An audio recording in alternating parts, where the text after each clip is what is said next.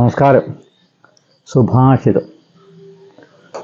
പിതാ രക്ഷതി കൗമാരേ ഭർത്താ രക്ഷതി യൗവനേ പുത്രോ രക്ഷതി വാർദ്ധക്യേ നാ സ്ത്രീ സ്വാതന്ത്ര്യമർഹതി.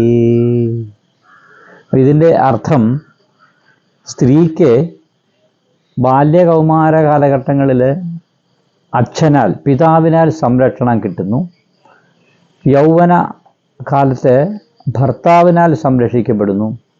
വാർദ്ധക്യ കാലത്ത് പുത്രനാൽ സംരക്ഷിക്കപ്പെടുന്നു. അപ്പം ഈ സംരക്ഷണം ഓരോ ഘട്ടങ്ങളിലുള്ളതുകൊണ്ട് സ്വാതന്ത്ര്യമുള്ളവളായി തോന്നിയതുപോലെ നടക്കരുത് എന്നാണ് യഥാർത്ഥത്തിൽ ഇതിൻ്റെ അർത്ഥം. ന സ്ത്രീ സ്വാതന്ത്ര്യമർഹതി. ഇതാണ് ഇതിൻ്റെ അർത്ഥം. എല്ലാവർക്കും ശുഭദിനം. നമസ്തേ.